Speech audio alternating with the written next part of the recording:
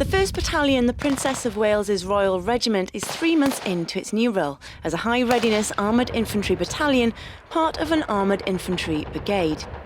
As part of this reaction force, one PWRR will undertake short notice contingency tasks and provide the Army's conventional deterrence for defence. So we just come to the end of 3 weeks pretty intensive field firing, so that's live firing manoeuvre training out in the field with our 3 rifle companies, but supported by our fire support company and all the headquarter elements, and actually integrated towards the end with our tank squadron, that's C squadron, the British Royal Hussars. Around 400 infantry soldiers have been taking part in the 3-week exercise. Currently we're conducting an assault down. We've cleared the initial set of positions. The 2nd platoon's now launched and cleared another woodblock. My platoon's held in reserve, and we're about to launch down and clear the next identified enemy positions for another strip wood. That's what we're currently waiting for, a fire mission before we move off. With the soldiers on a 48-hour notice to move, keeping training constant and current is of utmost importance. The regiment has everything from the experienced infantryman right down to the newest soldier straight out of training, for whom something of this size will be a brand new experience.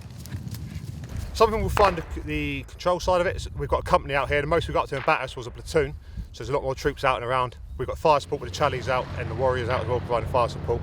So for something it will be the amount of assets out on the ground actually moving around at the time. Certainly doing it live. Up to now we've done it to platoon level. This is the company attack, first one we've done. Attached to one PWRR is Clerk Private Alex Goodman, who's the only female soldier in the field. We're doing a company attack, so at the moment they're just about to do a Kazakhstan one. I think we've already attacked the enemy so far. Have you done anything like this before? No, a bit of basic training, but nothing to this extent. Nothing at all. The exercise has incorporated mounted and dismounted elements in order to make it as realistic as possible. It began with fighting alone and in pairs, then in sections, moving on to platoons, and finally company attacks as part of a battle group scenario. And for someone who's just 2 months out of basic training, this is complex, challenging and exciting. It's a lot more interesting when it's on this scale. It gives you a lot more to look at and makes it kind of feel more real to you. It's quite fun. What you can see going on behind me is a platoon attack and part of the FEWA training, which is fighting in woods and forests. I'm a little out of breath because I've just run what feels like one end of the training area to the other, but for them it's barely a couple of kilometres, and this is only part of what they would cover during an exercise like this. Conducting this kind of large-scale training is essential as they form part of the multinational NATO Spearhead force, which consists of 20,000 personnel, including land, air, maritime and special forces components.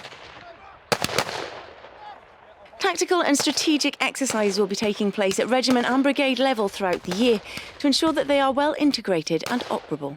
This keeps our readiness levels topped up, so we're sat at very high readiness at the moment as part of the Very High Readiness Joint Task Force, between 48 hours and 5 days notice to move to go and have an effect anywhere in the world.